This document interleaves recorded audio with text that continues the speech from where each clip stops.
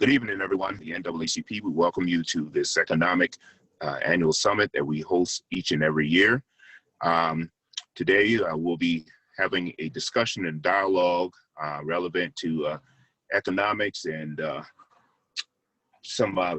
getting some solutions and having dialogue relevant to things that address communities of color concerning financial education and entrepreneurship and many other things that we'll have discussion over the next couple days in our summit. With that being said, what I'll be doing right now is just somewhat going over etiquette.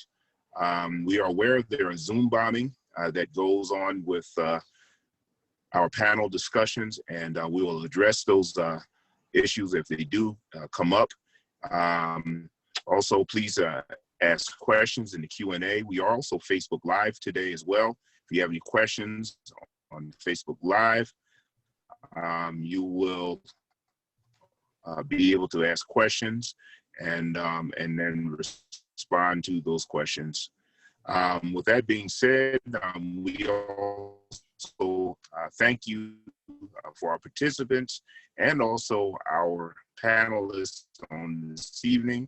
And I'm going to turn everything over now then to Elizabeth Guthridge. Thank you. Okay. So thank you, President Watson. I appreciate the introduction this morning. And I want to thank my panelists for taking time with us today for this very, very important discussion. So welcome to our 2020 NAACP Financial Summit. As you know, because of the economic, the pandemic, we are now moving to the Zoom platform. So ordinarily, we would have a full 2-day summit. So today, we are going to talk about the closing of the racial gap. So thank you for joining us for the viewing and discussion of a documentary called Explain, Closing of the Racial Wealth Gap. Senator Cory Booker and others discuss how slavery, housing discrimination, and centuries of inequities have compounded to create a racial wealth gap. After this short film, we're going to have our moderator, Tracee Knight Carter. She is going to moderate a panel, and we're going to talk about this racial gap. So right now, what I'm going to do is introduce her, and after the film, the next voice you will hear is Tracee Knight Carter. Tracee Knight Carter is a licensed professional real estate agent currently residing in the Harrisburg-Camp Hill area. She's been a resident of Central PA for 23 years. She's attended Clarion University of Pennsylvania, where she's earned her degree in business administration with a concentration in finance. Tracee is an agent with the Coldwell Banker Residential Brokerage. She has held several managerial positions in the public sector, including auditor, underwriter, and various supervisory and oversight roles prior to launching her career in real estate. She is a committed professional, and she enjoys volunteering her time in community. She's an active member of the local association, Greater Harrisburg Association of Realtors. She sits on several committees, and she served on the board of directors of the Harrisburg Area Association. She's currently the president of the local chapter of the National Association of Realtor Estate Brokers, Central PA Association of Realists. So the next person you will hear is our moderator. So just give me a moment and I will launch the video, and then we will have a discussion. Okay, all righty. Well, certainly I want to thank the NAACP for inviting me to participate in their economic summit and to introduce two people that I have a tremendous amount of respect for. I've been working with them for the last 10 years or so, and they have really been guiding my real estate career. So everything you said about me is because of them, but I'll still pay you later. Okay. Excellent. Okay. So the first person, and one of the speakers is having a hard time logging on, but he'll be with us shortly. Okay. So the first person is a young lady. She's out of the Philadelphia area, and she is like a wisdom of knowledge. She has her own brokerage. She's been involved in housing, and she's spoken in front of, I don't know, just, she has articles all over the city and the state. This lady is certainly a leader in politics and a leader in networking and in real estate in the Philadelphia area. So without further ado, I want to make sure I invite Arlene Wayne Thomas to our as one of our panelists. Okay, so and our next panelist, when he comes on, I'll introduce him. My first question, well, my first thought when I saw that video a couple of weeks ago was, wow. And I said it again when it ended. And the one thing, there were two catchy phrases, but one that was really, really struck my attention was African Americans for 246 years, we were wealth. For another 100 years, the government prevented us from doing anything. So we are starting 300 years behind the line trying to catch up. And we wonder why, you know, there is this economic wealth gap, but there is, and nothing is created equal. And we're still in this race trying to make it equal. And so the speakers I've asked to be involved are involved in real estate, of course. And I believe that real estate is a cornerstone of wealth. They even talk about in 1860, how the one gentleman, I can't remember the president's name, wanted to grant land to African Americans. And so, so without further ado, Miss Arlene, my first question to you, and I know you've been around longer than I have. My first question to you is, when you look at that video, what is one experience that you can remember as a young lady, as a young woman, or as a kid regarding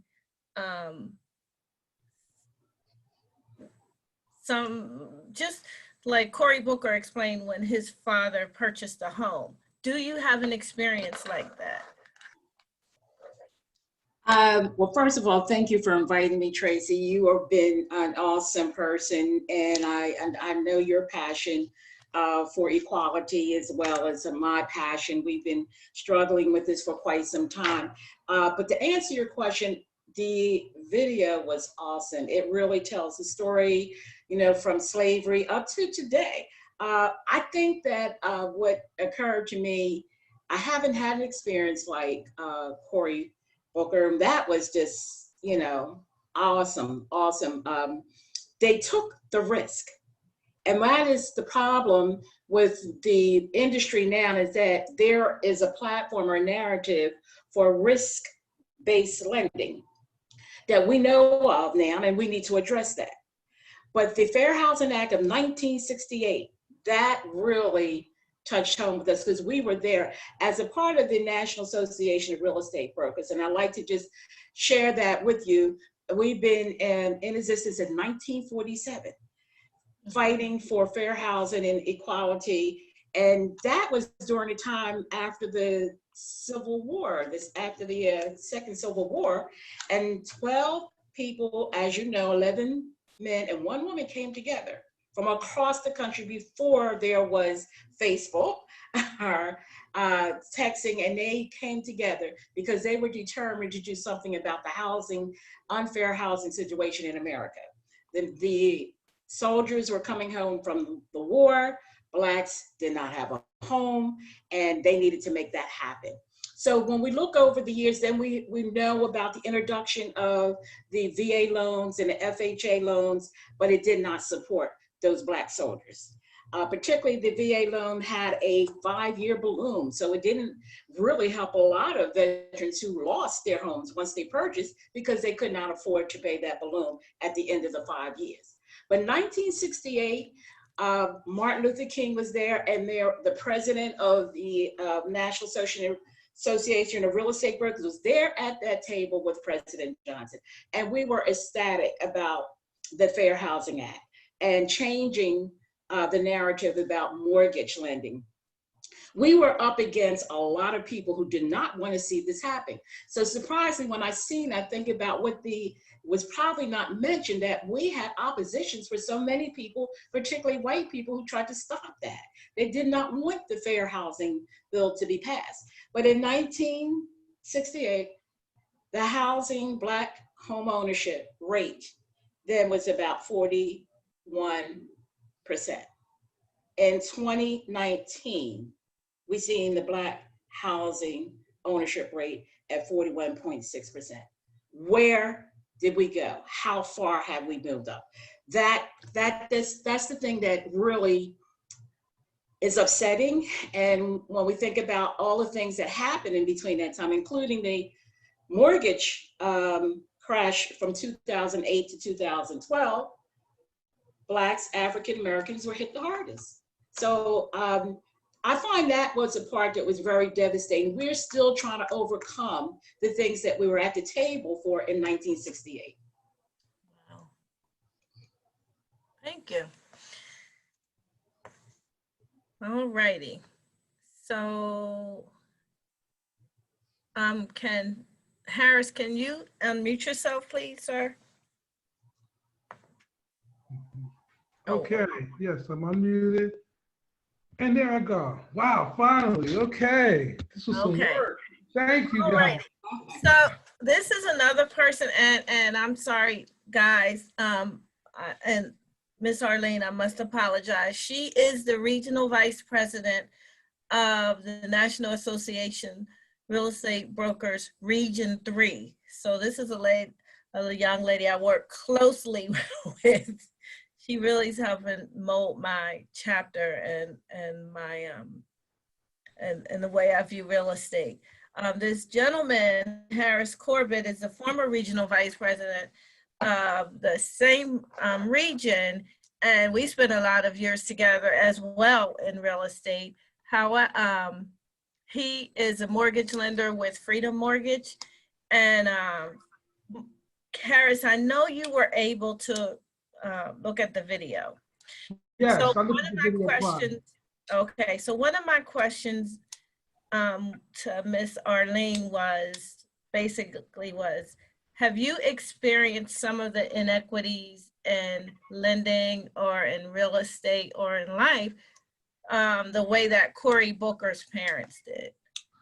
Well, thank you for having this great meeting here together. It's so needed. And I'm going to tell you, this is a wonderful day because we get a new president. I'm sorry.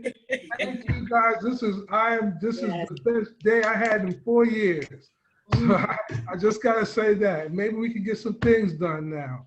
I'm aware of it. I'm very knowledgeable of that discrimination. I per se wasn't, in the sense of I grew up in New York City, so everybody had apartments and everybody lived in apartments when I was grade. And it wasn't until actually I got out of the Navy in Philadelphia where I realized that, wow, people have houses and people owning houses more than these rental apartments. Because in New York, you go up with this mentality of, just paying rent. You might move over to the condo section, and people start purchasing condos. But when I got out of the Navy in 84, 85, I got out of the Navy.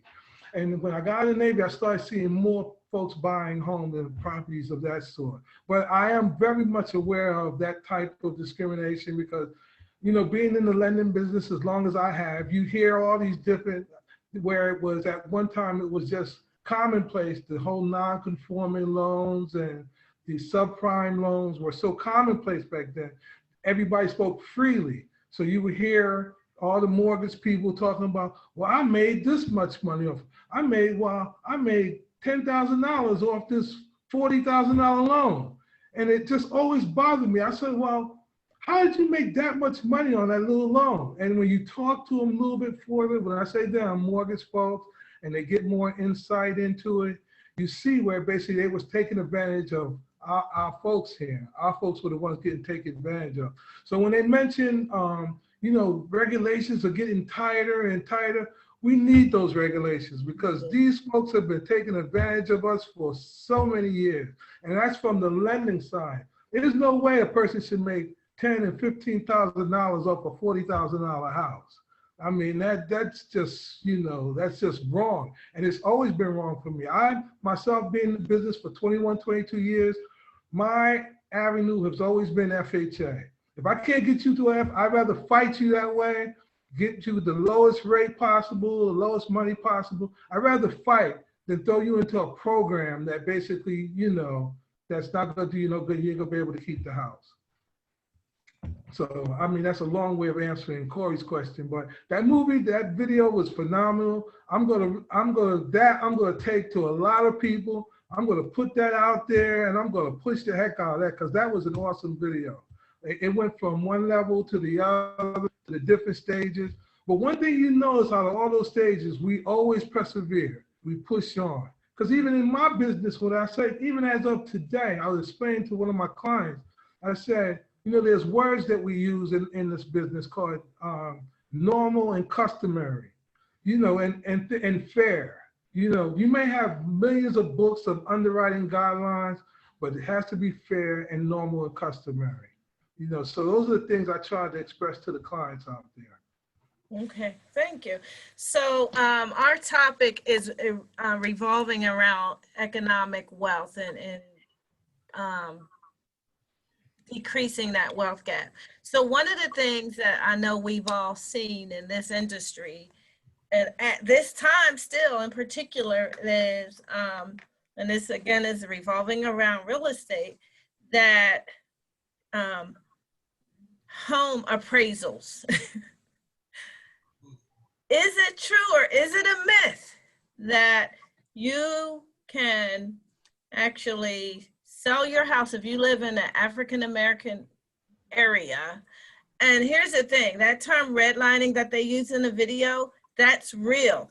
Oh, yeah. Funny, I was just reading an article a little while ago how, and a lot of the areas that were redlined, or the African-American areas or brown areas or whatever, there's less trees there, there's no parks, there's mostly asphalt. I mean, there's little improvement. And this isn't Tracee, there's cited articles, in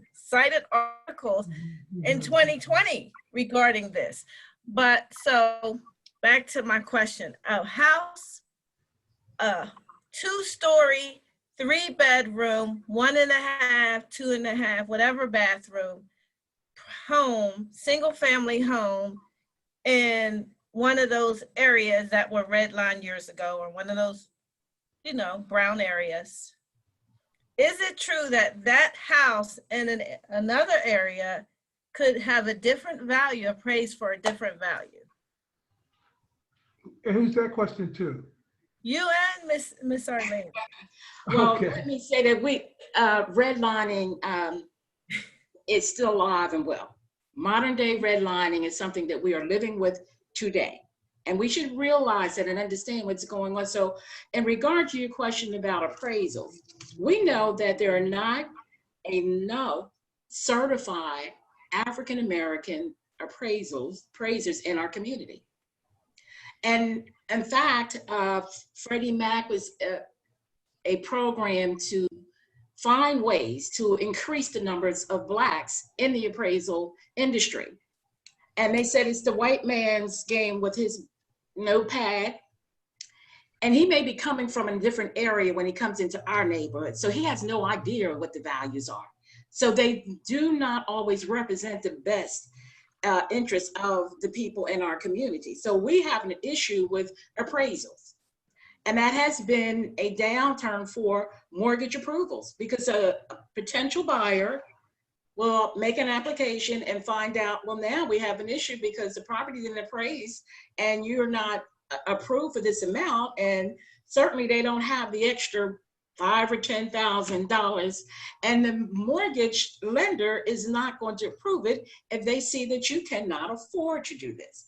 So we have all of this going against us, and redlining geographically, we see it now with some of the mortgage loans and the government programs that specifically say, well, you will be entitled to a certain down payment and other assistance if you live in this geographical area. Then you qualify for a loan that'll give you a $5,000 down payment or $10,000 a payment. All of that ties into redlining. All of that ties into what type of an appraisal report that one may receive. Now, I'm sure Harris has some other things to add to that from the mortgage end, and this is the way we see it in the real estate industry. So before Harris goes, as a seller's agent, is there what do you recommend to your sellers when you're telling them, when they're gonna list their properties? Is there something you could tell them so that other than the location, the property isn't, it may or may not have a Black homeowner in it? Well, we always recommend that the value is priced fairly. Today, you have access to all of these programs online to give you market value, comparative market value, and they're not all accurate. Zillow, they're not accurate. So what we do is try to help them to get a fair and accurate market value of the home. Otherwise, the home is not going to sell, and it's going to sit on the market, and that's definitely going to be. I'm sorry. Do you recommend they take their pictures down? No.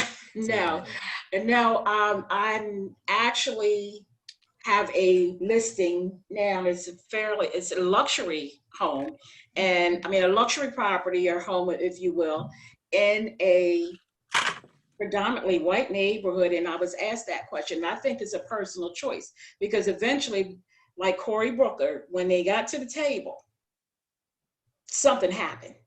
Something happened because they were so shocked that this is a Black person. I'd rather you know up front. Okay. I'm going to show properties with families in a white neighborhood, and they stopped us at the door and says, no, my agent's not here. We're not comfortable with you showing the home. So we walk away. So I feel better, in my opinion, that you know up front. If we're going to have an issue, we need to have that conversation. Okay, thank you. What about you, Harris? Is there something, because I know the way the appraisal system is set up, you call a clearinghouse to have an appraiser sent out to the property, but after that, is there something you can do, or what do you see? Well, I see the. And I'll get to my point in a second. Oh, okay. Go ahead. Well, no, I see like Arlene, I have to agree with her. It is a old boy's neck. I really think, because we as NAACP, we are foot soldiers, but when we combine ourselves, we are many. Like we're down here on the bottom working directly with the folks, but we also need to have a legislative impact.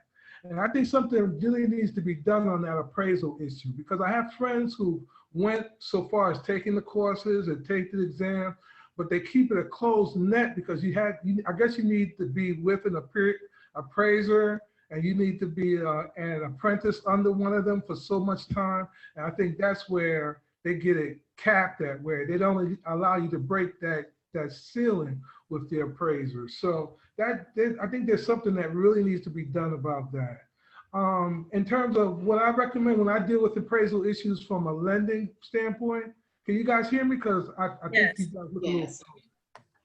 We good? Yes. Okay, so what I think of it from a lending standpoint, in my experience in dealing with appraisal issues, you got to know the game. You know what I mean? You got to know in terms of, a lot of it has to do, they always come at you with the comps, and these comps, and basically it's pulling different comps.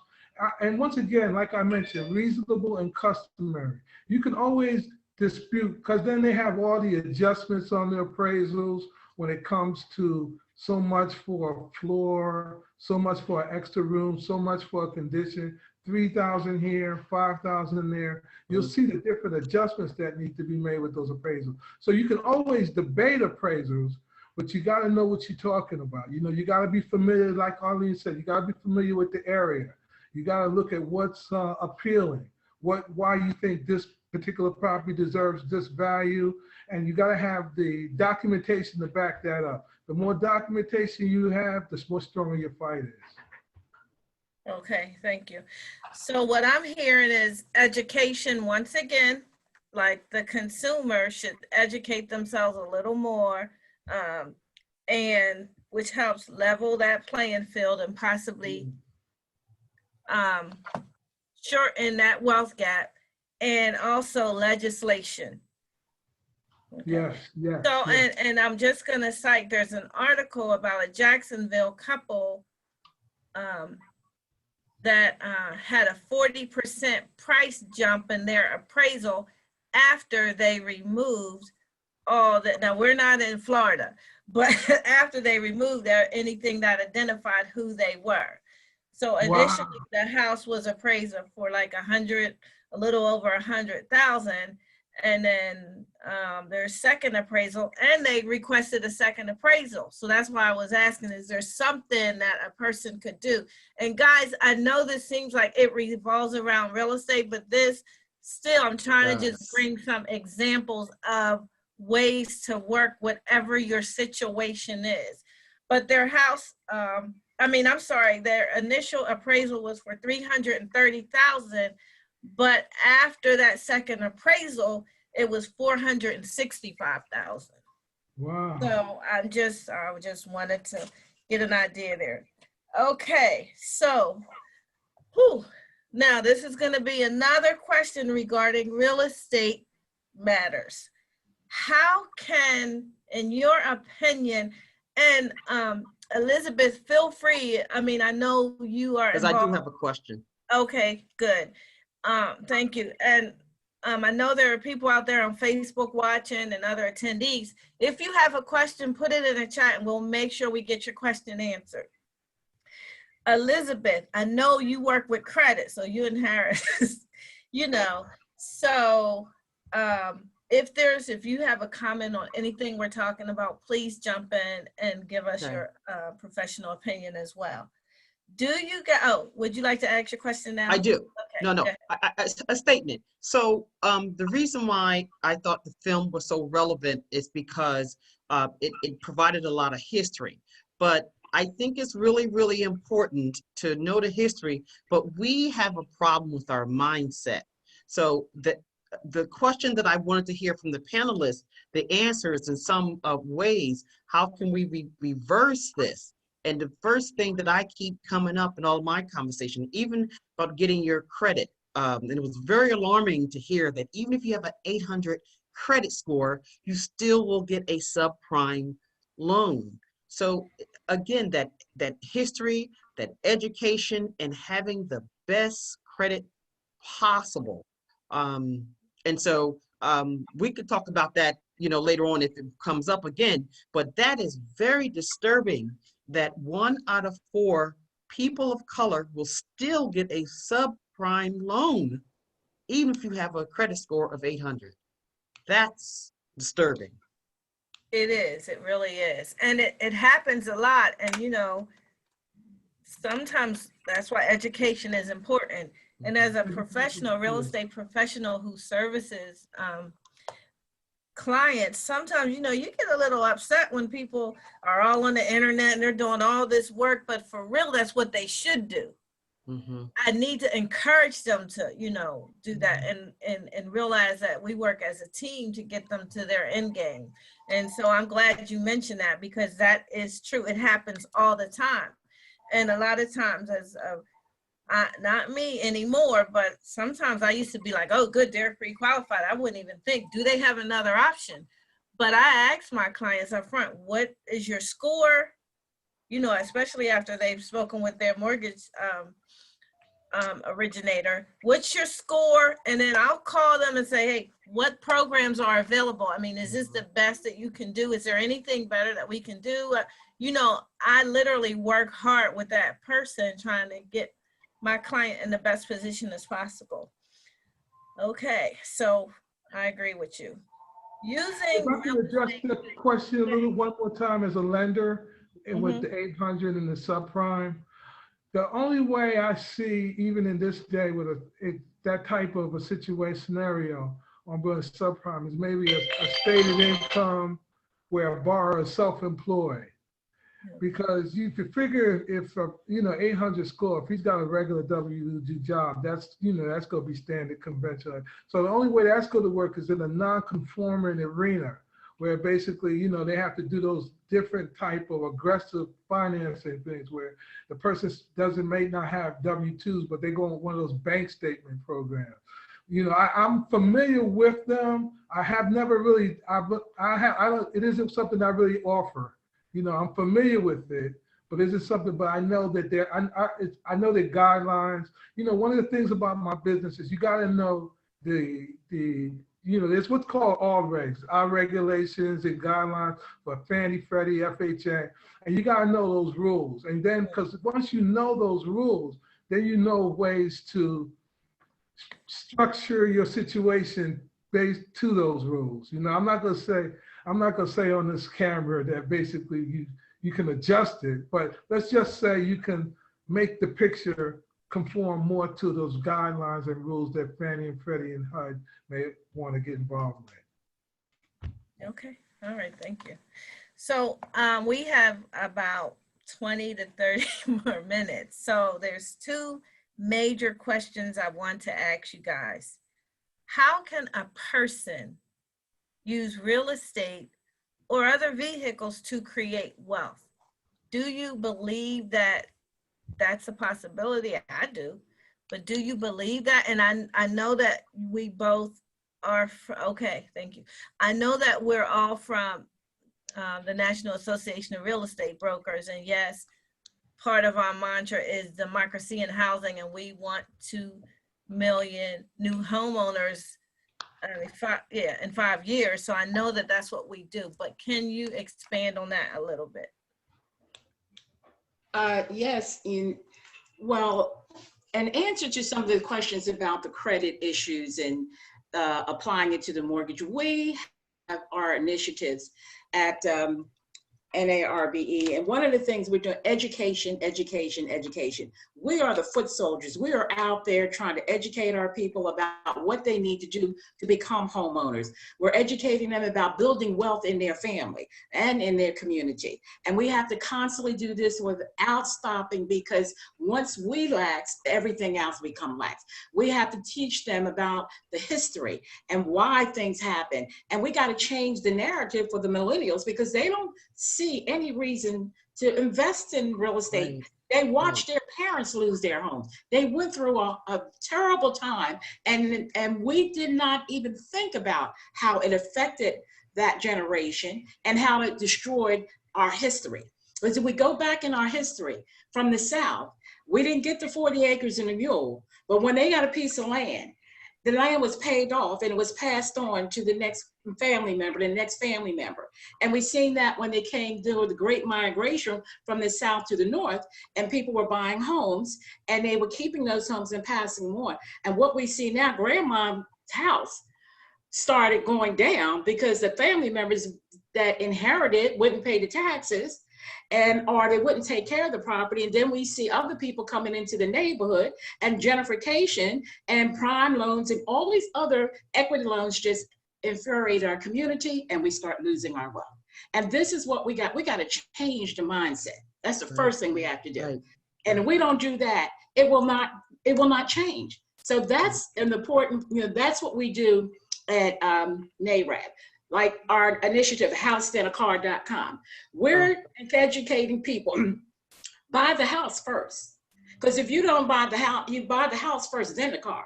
Because if you buy the car and you go out there and we said, if you own a Range Rover, you're in violation of our home ownership program. You're in violation. Violation. We won't accept that. Because you're going to pay $700-800 a month for a car and you don't have a house. Right.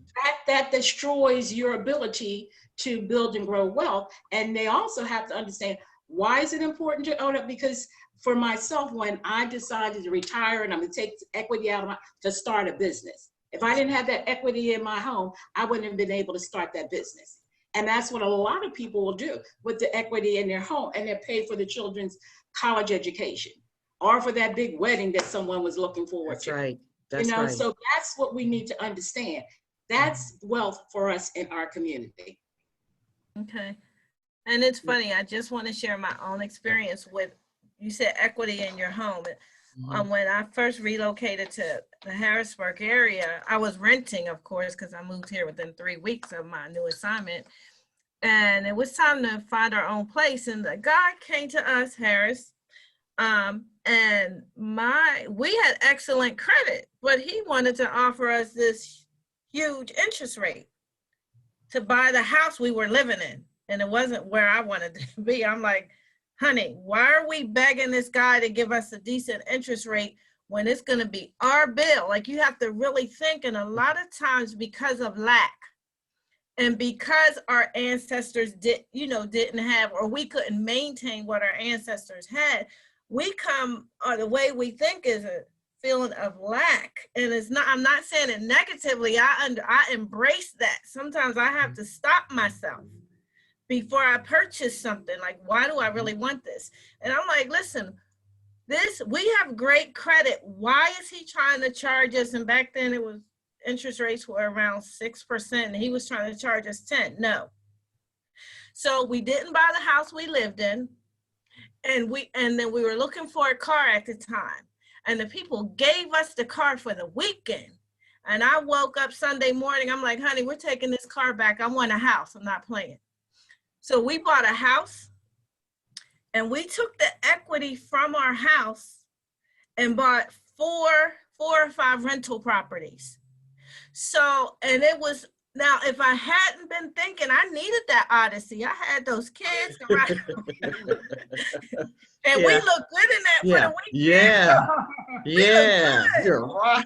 Yeah. But I pulled up in front of a rental property that I was renting, and my landlord lived next door, and his kids were in college. I'm like, oh no. So, but sometimes we just got to give ourselves some time, family, to just think. And I tell my kids this, I tell everybody this, even when my clients are purchasing, I'm like, listen, I know you are pre-approved to $250,000. That's right. But what are you paying now? Because if you're only paying $600 a month now, you can't afford 13, 14. You're going to be very uncomfortable. And so, but we get excited because I worked on my credit. I can do whatever. But anyway, so I just wanted to interject that. Harris, I'm sorry. Oh, no, please. I enjoyed that. Absolutely. If I had to think about it, I would say, don't think, one thing about us, we have a tendency of wanting over and more than where we're at.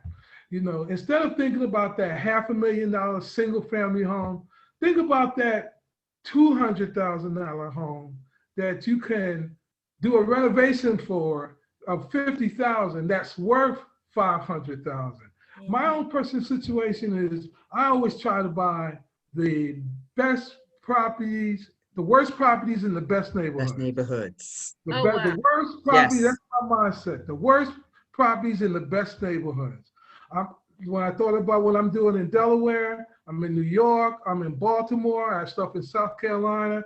It's just because I look for the worst stuff, and every property I've ever done has been a renovation deal. I look at the house, I'm like, oh man, there's a tree in the middle of that house. Goodness gracious. Well, okay, let me see, there's this much work. That gives me more of a negotiating period. You know what I mean? I'm willing to negotiate. Now, you got a lot of people who don't want to go through that work. They want to move in, to move out, but if you're really thinking about real estate as an investment, you want to basically look for those deals. We need reliable, trustworthy contractors. We need contractors as well. That's another line that we are desperately in need of. Because if you're looking for those type of renovation deals, you can't even get a contractor now, they're so busy, You need contractors who are reliable and honest.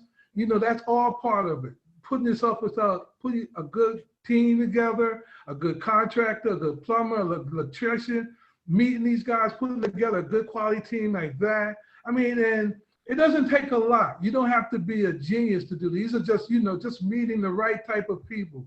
But don't have your sights always looking at that biggest, shiniest object. Look at that situation. First, look at the neighborhoods, the areas you want to be at, you know what I mean? The safe areas. That's why this whole gentrification thing, we look at these properties that might be run down, and we look at it one way, that investor's looking at it another way. You know what I mean? They're looking at it, well, please, that's just a little paint, a little bit of this, a little bit of that, a little bit of roof and stuff. Products out there that will allow you to purchase and, as an investor, renovate those properties. So look more towards the renovation of stuff. Don't look at that shiny, big, single family, 4,000 square foot home out there. Look for something that's safe, because safety is an issue. Look for it safe, but don't have your eyes on the renovation stuff, because that's what it's about. If you want to, have that income that relies further on, that once you get tired of working and selling these houses and being on that road, you have that rental income coming in. They always say that rental income is what it should be. Rental income is always what it should be, because you're not trying to develop renters for a lifetime. You only rent for a couple of months or a year till their situation gets better. But that's what somebody had to talk to me about. I had to say, look for the renovation stuff, because that's where it's at. I wrote a note, worst property in the best neighborhood. I did. I wrote the name right. I did too. I'm putting it on my board. I've lived by that for years. Right. I never even knew that. Okay. But go ahead. But that concept, I've heard it from many, in the 80s from Colton Sheets, and the 90s from Robert Kiyosaki. That is not a new concept. It is new to us, but it's not a new concept. A training camp, that I went to by Fortune Builders, they talk about that all the time. Buy the worst property in the best neighborhood, so you get a good deal. They're just trying to get rid of that eyesore. They don't know the value. They don't care the value. But that, again, what I'm hearing from you guys is a lot of mindset changing, and that's what our people need. But this one thing that I did want to say, and I wrote a question, but it's really a statement. JC talked about that piece of art that he bought for $1 million. Then it's worth 200, then it's worth 2 million, then 3 million. And so that's something that we need to be thinking of. We shouldn't be selling grandma's house like right away. We should be thinking about the next several generations. Right. And he said, I can't wait to give this to my children. We are the only, that I'm familiar with, culture that says, my grandma didn't give me, my parents didn't give me anything, and I'm not leaving my kids. Why not have a life insurance policy? Why not have that old house that you can get that equity? Maybe that might be a down payment for a wedding, maybe to help them pay their student loans off. Our children are graduating from college poor because we are not setting them up. And it's pretty simple. That first step, just like Cory Booker said, that first home set his family up for wealth building, right? Yeah. So this conversation is not just about the history, and it's more about changing the mindset, because these kids, they can Google anything. And like Tracee said, they can Google anything. But this is something that we have to say over and over and over. Just like it was said over and over and over. We couldn't have it. We got to keep telling ourselves that we can have it. Mm-hmm. So, but I did want to ask the question. I know you're the moderator, Tracee, but I did want to ask the question from the panel to see what is the first thing we should do as a people to close this racial gap? Racial wealth gap? Yes, I'm sorry. What did I say? Just racial wealth gap. Yes. Racial wealth gap. Yes. I think the first thing is the ongoing is that we need to educate our community. We need to go into the community, into the churches, into the sororities, fraternities, the Divine Nine, and to all of the groups in our community. And we need to educate them from the youngest to the oldest. Because you'd be surprised of the gap within our community with the understanding of wealth, the understanding of investment into real estate. We don't have that knowledge, and we're not sharing that. Even at the dinner table, you need to start talking about Thanksgiving is coming, talk about wealth. One of the things you mentioned about investing, do you know there are so many people I've met that had wealth when their children come to this area for college. I had a run of investments around Temple University because the parents are coming by looking for properties. They purchased the property, and that property paid for the child's education. And they put the child up in the property and let them rent out the 4 rooms so they had other income.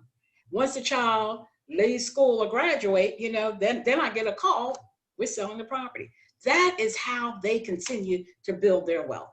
And if we don't teach these wealth building techniques and talk about them to our people, then we're not going to see how far we can go with, as well as you talked about compounding interest and how we invest our money.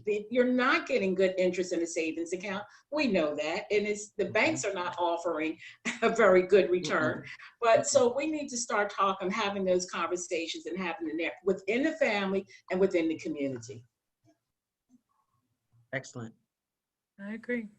My answer to that basically, I think we're at the foothold. I said buy a home to decrease that wealth gap. I believe in real estate. I believe basically first let's start with everybody buying their home, increasing home ownership. That's the first thing, you know, because I think about, you know, you buy that first house and you know, you buy it and you live there. I mean, it can't always be an investment mindset because you got 2 mindsets. You got the folks who buy real estate and they hold on to them, or you got folks who buy real estate and flip them. You know, which side do you want to be on? My avenue is basically I like to buy properties and keep them. You know, because I just feel that real estate is wealth. Real estate is wealth. The more properties you own, and not all properties are good, because then, I mean, you got to be careful about certain things. You know, you got to do your homework. I'll say basically study, read. I try to tell my clients all the time, I want you to know as much as I do. You know, at least know as much as possible. I give them my website. There's stuff on my website for first-time home buyers. I want you to take that first-time home buyer education course. I want you to meet with that credit counselor. I want you to meet with, and I want you to have the information so you know what you're getting into, you know, because that's education. That's what it's going to be about, you know. So know what you're getting into. That way you can't be, because when I think about those times in the 80s when it was all this subprime, they only did that to folks who wouldn't read, because we wouldn't read all the paperwork.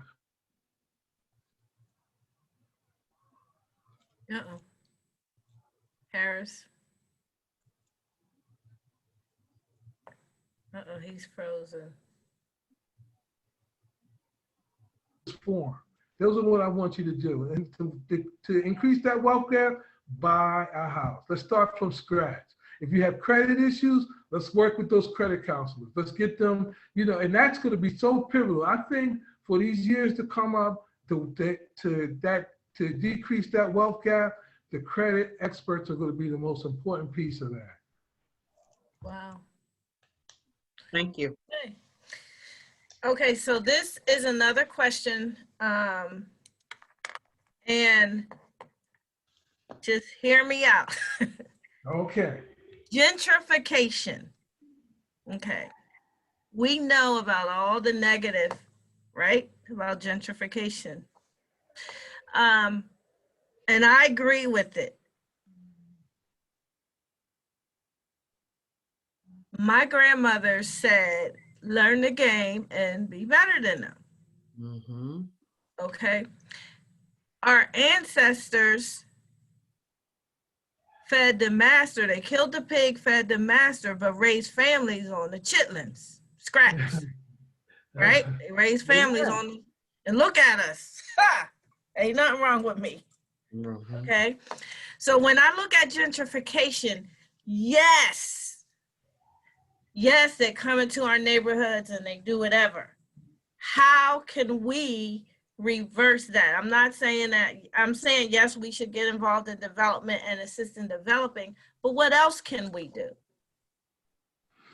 Well, I look at this like, when you think about gentrification, what determines the value of a property? And that is the residents, the income level of the residents that's moving into that neighborhood. That's what increases values of properties. Well, that's what determines whether a property is going to be this value in this area, that value in that area. It's the residents to a point, the income level of the residents. That's what their mindset is. Because if you know their mindset, they being, you know, the folks on top, you know, if you know that their mindset is, okay, what determines values, a certain income level, and what determines those income levels? Well, basically that's where that, and I stay again, what determines, let's go with renovations, because what happens is a lot of times the house may be run down or something, or needs some work, and we're ready to sell and move on. We should fix that house. We need to keep our properties. That's where, you know, that's the difference between people who flip, they buy, they rehab, they flip. You know, that's the difference between that and a person who buys a property, keeps it, and maintains that property throughout the time. And that's where the general income comes, because you could get that one lump check for flipping it, or you can get the steady stream of income. You know, that's what, and it's not that you're trying to develop a world of renters, you know, that's not what you're trying to do. But you're trying, you know, you rent with the mindset of, you know, it being a temporary thing for that borrower. Because the folks who rent my properties, I try to tell them, say, listen, well, when are you gonna start buying your own house? You know what I mean? Let me see what your credit looks like. Because I be trying to help them be customers, and you can buy a house. You don't have to rent from me. You know, you're a good tenant, but I'd rather see you more self-sufficient, and if you're in a situation where you can buy a house, I'd rather see you buy a house. So okay. That's, you know, if that answers your question. That's yes, that's part of it. Well, for me, gentrification is a sore spot. There is the thought that improving your community in your city is a good thing and something that we're going to have to be facing. We're going to see changes are going to come. But I know that gentrification is a result of systemic racism and redlining. That the funds to rehab or to renovate the homes that people live in was not awarded to them. And Tracee, you mentioned about a number of things that I have talked to people about and giving the testimony on this matter in Philadelphia. And there was an article about a gentleman came in from California to Philadelphia, found out why did we have the highest rate of low home ownership in our community and what was going on, why redlining and discrimination here. So I answered the questions and I looked at some of the situations, and I seen where a woman was trying to get a loan to renovate her house. She wanted a new kitchen. She had lived in the home for about 30 years in South Philadelphia. Well, around her was a development of homes at 400 to 700,000. She was not willing to move. She wanted to stay in her house with her little dog and just renovate. And she was denied a loan from a bank within the community.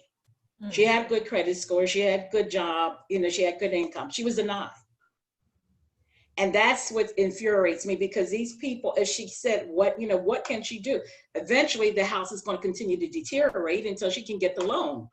And they're waiting for, I think that the investors, they're waiting for that.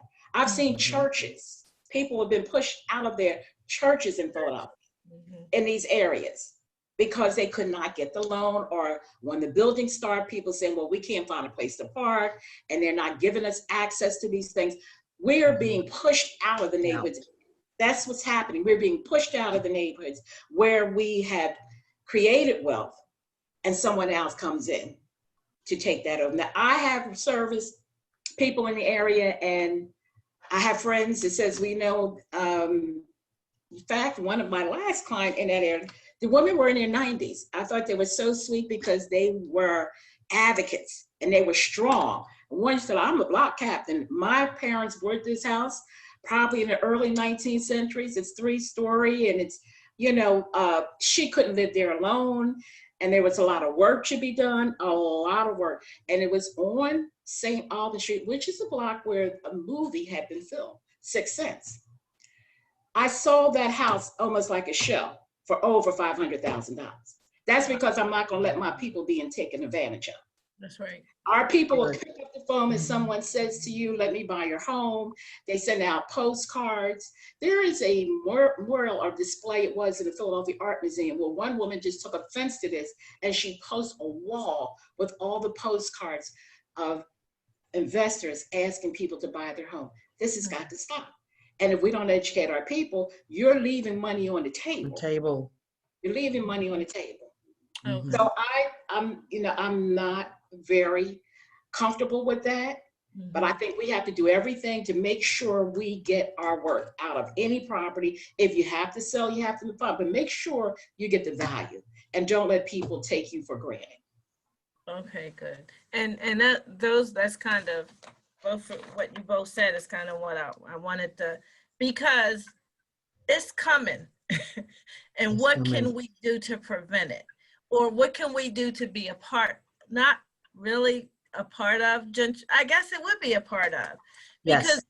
Because when they come, they have these community meetings. They post them in the newspaper, or online, but if you're not reading the paper to get the notice, you don't know that. So if we can show up to the community meetings, we'd at least know something that we're going to do.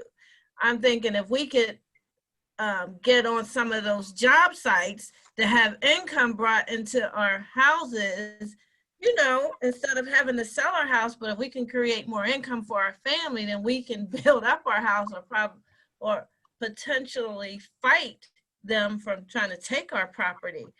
And you're like what you said, Miss Arlene and Harris, if we could sell our property for maximum amount of money, because it was part of her parents' legacy.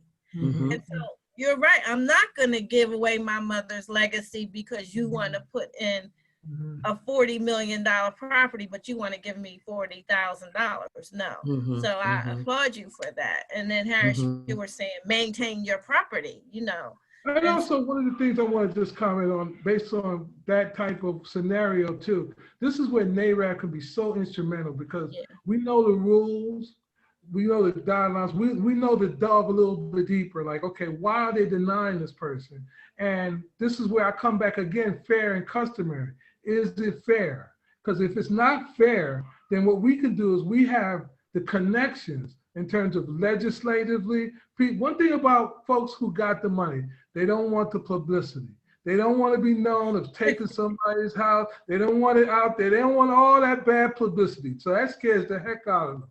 So with NAACP and the connections they had, because I remember a couple of scenarios where I wasn't feeling right. I thought it was some racial overtone issues going on. So next thing I know, I just made a couple of calls. I made a call to, I think, a director at Fannie Mae who put me on to somebody else, who put me on some legislative person. Next thing you know, I got calls of, please, we're going to take care of this. You know what I mean? So one thing about what our organization do, even though we're on the ground, we have the resources to take it to the next level. And that's what we have to do. Be willing to, and when it comes to saving that person you was referring to, saving her property, that's what we are. That's part of what we do. You know what I mean? We got to help with our knowledge.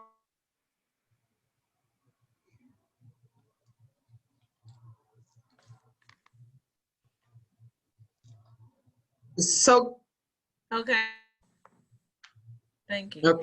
Okay. You want to say something? Yeah. So, in reference to gentrification, that it will be helpful to us, not just education, that we're more prepared, and not just credit. A lot of times we are denied for those type loans, but when are we going to start trusting each other and making better decisions? That why can't 10 of us, now they'll give us a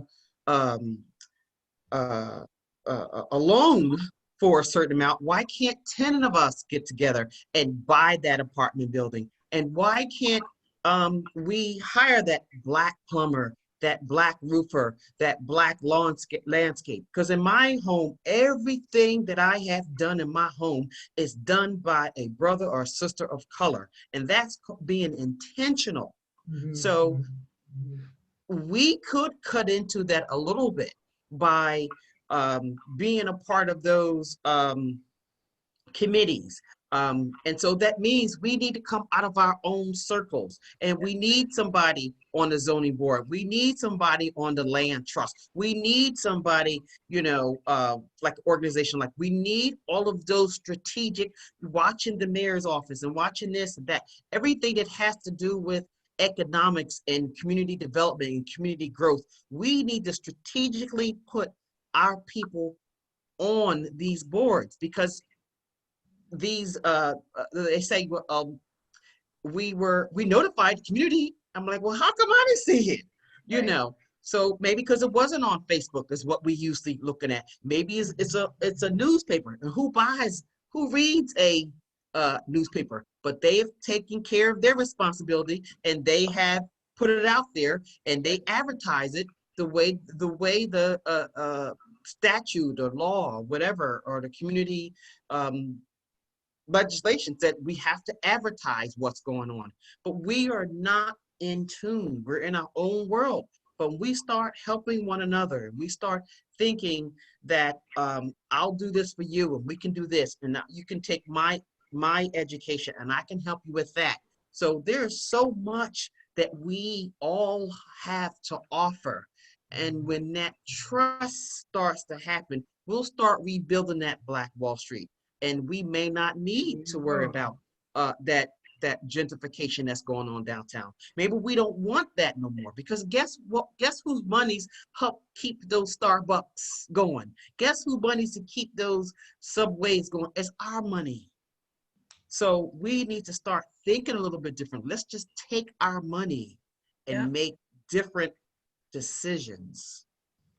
Train those young people, that's where it's going to be at. Because, you know, us, well, me, maybe Arlene, I'm not sure, but, you know, we kind of trying to go back. We're trying to get ready to relax these days. You know, we kind of like want to give the information and pass it on at this point to the young people who got that energy, who can be up 16, 17 hours a day and push, because that's what we want. Like my daughter, you know, me being raised, I was raised in a 1-bedroom apartment in New York City. You know what I mean? When we pass, I mean, she's gonna have DC, Baltimore, probably New York, or probably you know, she's gonna have about 8 or 9 different things all over, you know?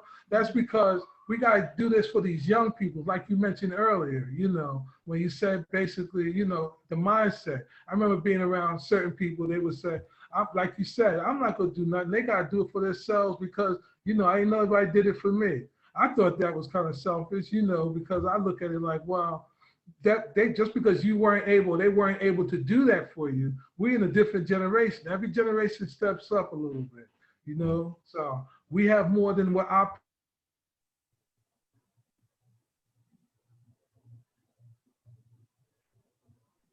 Okay, thanks. And I want to thank you guys. And the 2 things I was thinking of was advocacy, well, 3. Advocacy, relationships, and I can't remember the statistics, but I know that in our community, $1 lasts a very long time. It circulates a very short amount of time, and then it's gone. Yeah. 6 hours. 6 hours in our community? 6 hours for Black people, for people of color, yes, for Black people. So I 100% agree, and you know, agree with everything everyone has said. And yes, I agree, and that's why I brought up that gentrification, that we need to have these relationships. You said, why can't 10 people get together? Or I need to know who's on the zoning board. At least one person. One person advocating that I can go in, and I'm telling y'all, I walk into our mayor's in our little center down there where the mayor is. I might go in for zoning, but I'm stopping in some other offices and say, hey, hi. That's right. That's right. Just do it. I can't help myself. I try. That's right. entertain myself. It doesn't feel Yeah, right to right. walk in and out. It Right. doesn't. That's You know, right. and so it's about building relationships That's and true. being cognizant of building those, intentional on building those relationships. Mhm. And a lot of times fear and false pride prevents us from doing that. Yes. Sure. See, sometimes I might feel like I'm not going to ask her because I don't want her to know I don't know. No, I'm asking you for what I want. Right. And this just happened to me about 4 months ago. My key person in this one department, the economic development department, moved to the state, from the county to the state. So the new person, I went to see him quite a few times. And I said, put me on your mailing list. Next time I saw him, give me your card. Then I emailed him and said, make sure I'm on your mailing list. I get things from him all the time.